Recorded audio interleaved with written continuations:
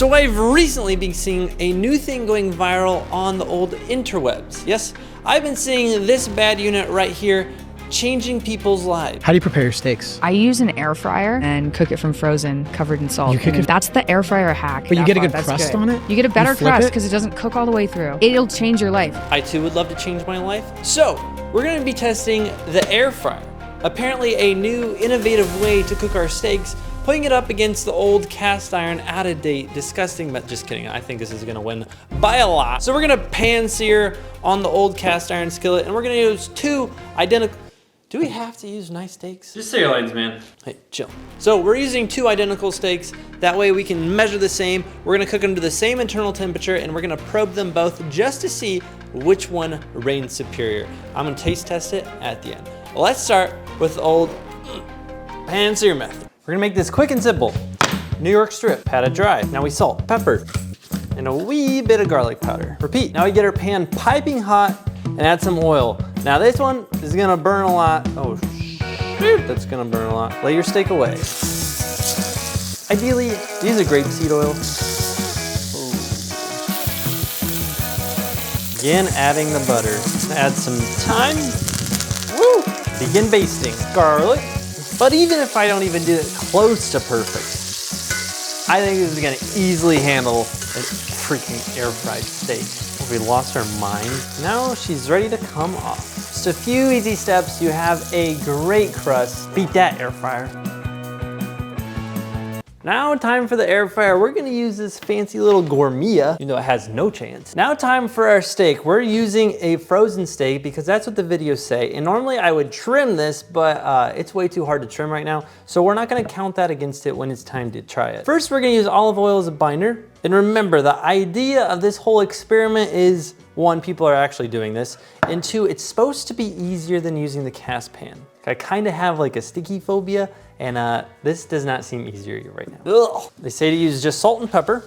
I don't know if you need to go as generous as a cast pan, because a cast pan is gonna cook everything off, so we're gonna try just a little bit lighter. So now that we've seasoned our brick of steak here, we're ready to put it in the air fryer. So let's see if we can get anything remotely close of what we made in the cast iron pan. Let's begin by warming up the air fryer. I think the best chance we have to develop a crust is to get this bad boy up to 450. I am preheating it up because we want to get this to as high of a temperature as possible. I'm thinking we might be able to get the fat crunchy, but it's gonna be hard to get the steak, but let's see. Hey dog, we used an oil binder with just salt and pepper, and this is exactly what the recipe said. I wanted to use a probe, but since I'm not too smart, I forgot the steak would be rock hard. Let's throw it in. I was hoping to have a little sizzle here. It feels like we're ruining a good steak. First thing I notice is how smoky she is. Jeez. On first inspection, it looks like the fat is rendering, but then when I went to flip it over, that looked pretty raw to me. I am not sure how this is gonna go. First probe check, and the steak is looking pretty gray, but the inside is still super freaking cold. And at this point, we should be halfway done from what the recipe says. Still super cold. Why does it smoke this much? We have now finished, and this is more time than both recipes said to do. But as we probe it, we should have a great looking temperature in the middle of 115. But as we work our way up the steak, it keeps getting hotter and hotter. And here is our finished product. You be the judge. Let me know what you think in the comments. Is this good? Is this bad? I have my own opinions. Yeah, we gotta talk about this. Okay, so the whole point of air frying, let me be specific, is because it's easier. It's not supposed to be as hard as putting it in a pan or putting it on a grill and getting a nice sear on it. It's supposed to be easier. I'm not even sure if it was easier. I felt like I was checking it 24/7 because the temperatures were way off from what they said they were supposed to be at the time limit. So they said cooking it for 8 minutes on each side. Nowhere near that. I was at least 10 minutes on each side. And I suspect that one end of this is overcooked and one is undercooked. That being said, this was a freaking smoke machine. I don't know why, but smoke was just coming out of my air fryer. I don't know if it destroyed my air fryer or what, but it was a freaking smoke machine. And like, not in a good way. It's kind of hard to breathe right now. I might have secondhand smoke. As on this side, look at it. Nice crust, not much grayness. And here's the scary part with the air fried one. I don't know if you can see that. I'll put some B-roll right here, but it is freaking gray on one side and the other side doesn't have much of a crust at all. The edges don't look terrible and the fat actually didn't render out too bad, even though we're not putting it against this one because I couldn't cut it. But then on the pan-fried one, we have a very nice crust on it. It feels firm. I think it's cooked pretty much the same all the way through.